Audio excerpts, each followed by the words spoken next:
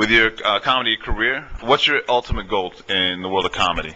My ultimate goal for now is probably make like $100,000 to $150,000 a year, and it's very possible. I know a lot of people that I've started with that are now making that type of money.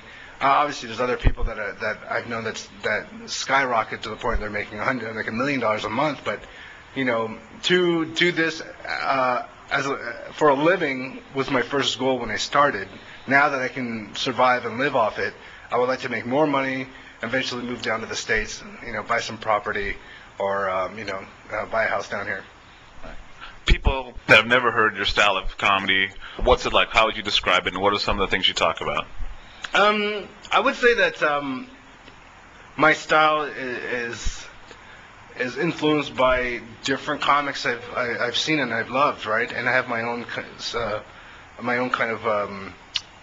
The way I put it together is different. I do start now. Recently, I started telling stories, which is very tricky because you got to keep their attention without laughter sometimes.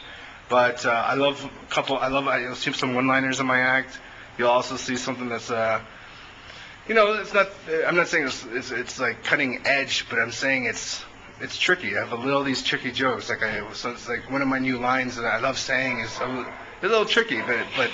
It's not. I don't wear the comedy on my sleeves as much as some comics do. I kind of make you have to think about how I got the joke. Why are there a bunch of dogs freaking out? Oh yeah, that's my next door neighbor, man. They're home. They just got home. Oh, okay, cool. So yeah, we're conducting this interview outside my front porch, folks. So the kind of stories you tell, like what are some of those stories? I'm getting sued for $2 million. Is that for real? That's for real. What? Yeah, 3 years ago, I hit an old lady walking in a crosswalk with my car, and I know. Wait. First of all, can we talk about this? Yeah. Okay. Okay. So I tell the story about it, and I'm not happy about it. I don't find it funny, but pain translates into funny when I talk about it. So when I talk about it, they're like, "That's kind of funny in a weird, twisted way." Because what happened was I thought I saw a shadow.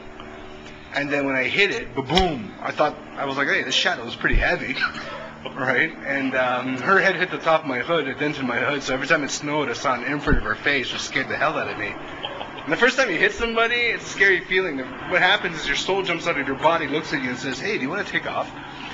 But no, I'm not like that. I yelled at my soul, and I was hoping I hit a really big skunk, right, with a hat and groceries. And the cop comes in, and I go, do I go to jail? No, she's not dead. You're not drunk. You didn't flee the scene. Plus, Honda Civics were made to sweep pedestrians off their feet. And then he gave me a $40 ticket for unsafe left, which is only $40. I should have hit people I hated, But I found out they do testing on Honda Civics are the only car they do testing where the crash test dummy is outside of the car. And I asked the cop, so that's the only car that does that? He's like, yeah, why? Because statistically, Honda Civics hit more people than anything. I go, well, what are the stats of Asians driving Honda Civics? And they said, they're primarily Asians that buy that. And so I'm like, oh my God, I just perpetuated the stereotype of my own, not knowing I hit an Asian lady, and I'm Asian, and I couldn't believe it. He probably looked at the situation and was like, oh, another one. I can't believe this is happening again. So this is back in Toronto? Yeah, this is back in Toronto. Yeah. So, it's a bad story. I am getting sued for $2 million, and my insurance covers $1.5 million. So I asked my agency, my broker, I said, so what happens if she wins? And he goes, well, you got to get famous quick then.